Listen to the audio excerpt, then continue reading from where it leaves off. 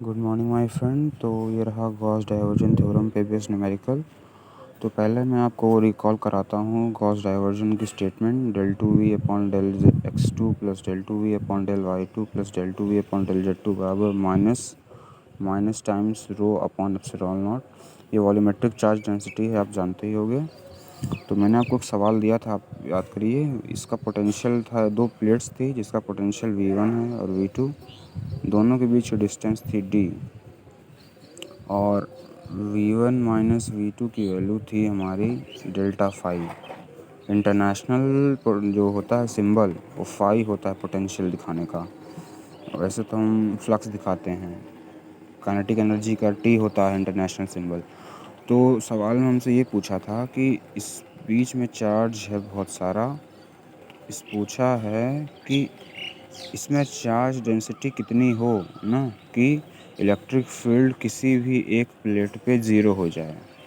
इस सवाल में पूछा था कि चार्ज डेंसिटी क्या हो कि इलेक्ट्रिक फील्ड किसी एक प्लेट पे ज़ीरो हो जाए, और जिस समय एक प्लेट पे इलेक्ट्रिक फील्ड ज़ीरो होगी उस टाइम पे दूसरे पे कितनी इलेक्ट्रिक फील्ड होगी। तो यही सवाल था इसमें। आई रोडो का है, तो मैं बताता हूँ आपको।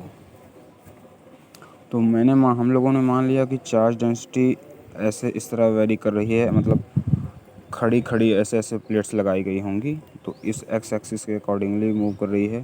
तो इसे ओरिजिन मान लिया मैंने इस पॉइंट को, और ये हो गया इस टी है तो कोऑर्डिनेट हो जाएगा D, 0 ना। तो देखिए, तो del two V upon del X two plus del two V upon del Y two plus del two V upon del Z two बराबर minus rho upon epsilon naught होता है हमारा।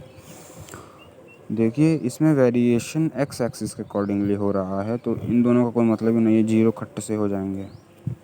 ये हमारा है मेन। तो देखिए, और एक बात ये होता है पार्शियल डेरिवेटिव। जब हमें पता है कि मतलब चेंज या वेरिएशन एक ही डायरेक्शन में हो रहा है, तो पार्शियल का लगाने का मतलब नहीं, तो ये डी से रिप्लेस हो जाएगा। जैसे कि डेल्टा, डेल, डेल डी, ये सब उसके छोटे बड़े भाई हैं। तो del two V D two V upon D X two बराबर minus rho upon epsilon naught. हम दोनों साइड इंटीग्रेट करते हैं। इनडेफिनेट इंटीग्रेशन है तो अलग से कांस्टेंट ज़रूर आएगा।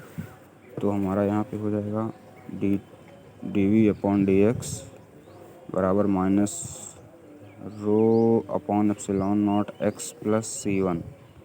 यही हो गया हमारा D V by D X, क्योंकि यहाँ पे मैंने इसका इंटीग्रेशन किया है।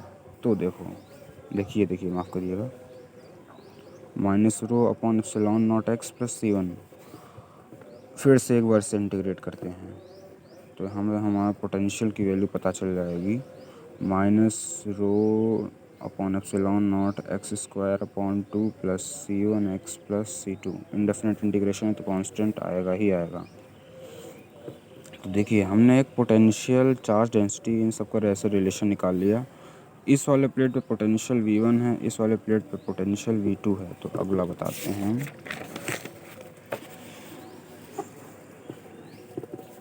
हाँ, तो ये इस तरह है, इस पे V1, इस पे V2, V1 माइनस V2 की वैल्यू है हमारी डेल्टा फाई।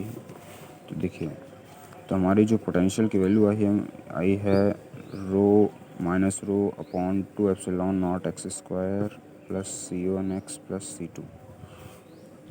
हम x को मान लिया 0 पे, ये हमने इस पॉइंट को ओरिजिन माना था और ये x के साथ ऐसे वेरी कर रहा था। तो x बराबर 0 पे पोटेंशियल हमारा है V1, तो V1 यहाँ पे ऐसे हो जाएगा। इस इक्वेशन में 0 डाल देते हैं, तो यहाँ से आप अगर 0 डाल दोगे तो यहाँ पे सिर्फ C2 बचेगा। V1 की वैल्यू आ गई C2, और x बराबर D पे पोटेंशियल V2 है, इस जगह पे V2,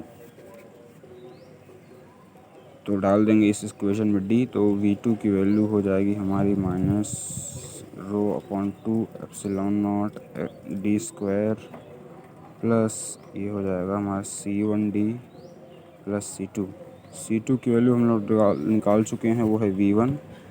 तो V2 बराबर हो जाएगा माइनस रो अपॉन 2, एक मिनट, V2 हो जाएगा हमारा minus rho upon 2 epsilon not D square plus C1D plus C2 की वैल्यू V1 है, तो इधर आ जाएगा, तो V2 माइनस V1 बराबर minus rho upon 2 epsilon naught X square plus C1D।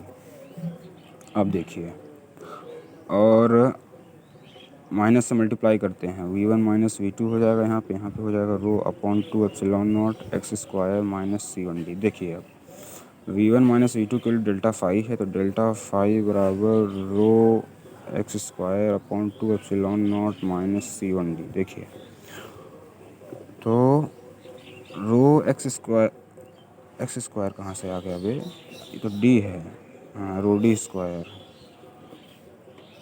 वही तो मैं सोचा वेरिएबल कैसे आ गया इसमें। देखिए तो डेल्टा फाई की वैल्यू ये आ गई, हमें अल्टीमेटली रो निकालना है ना।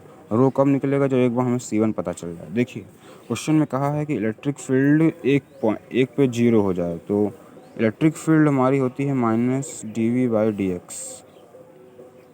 ये तो होता है ये हम लोगों ने ये पढ़ा है डेल V/डेल x ना, लेकिन यहाँ पे वेरिएशन एक साइड है तो डी मान लिया, तो ई हो गया, मान लिया मैंने ई मान लिया, क्या यही होता है। अब देखिए यहाँ पे हम लोगों ने एक वैल्यू निकाली थी, इधर है, किधर गई वे, हाँ ये रही, dV/dx की वैल्यू आई है रो upon epsilon naught X plus C1। ठीक है, तो यही हमारी इलेक्ट्रिक फील्ड है, सी का नाम तो इलेक्ट्रिक फील्ड है। इससे मल्टीप्लाई, इस इक्वेशन माइनस से मल्टीप्लाई कर देंगे तो इलेक्ट्रिक फील्ड बन जाएगी, तो ये हो जाएगी हमारी रो upon epsilon naught X plus minus C1।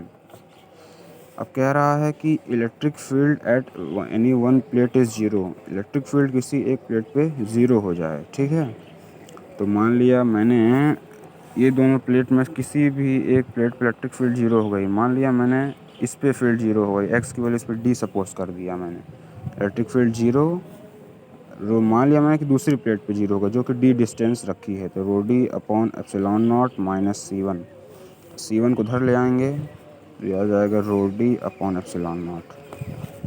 C1 की वैल्यू ये आ गई। अब देखिए इस इक्वेशन में कहाँ गई, हाँ C1 की वैल्यू उठा के रखते हैं हम लोग, अबे उड़ मत यार, डेल्टा फाई जो हमारा हो जाएगा ये आ जाएगा rho D square upon 2 epsilon naught minus, ये हमारी वैल्यू क्या आई थी, रो अपॉन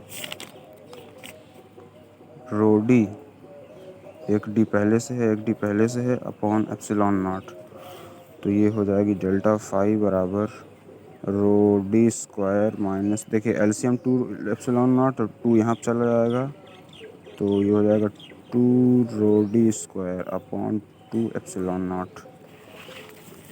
तो यहाँ से डेल्टा फाई बराबर हो जाएगा minus rho D square upon 2 epsilon not.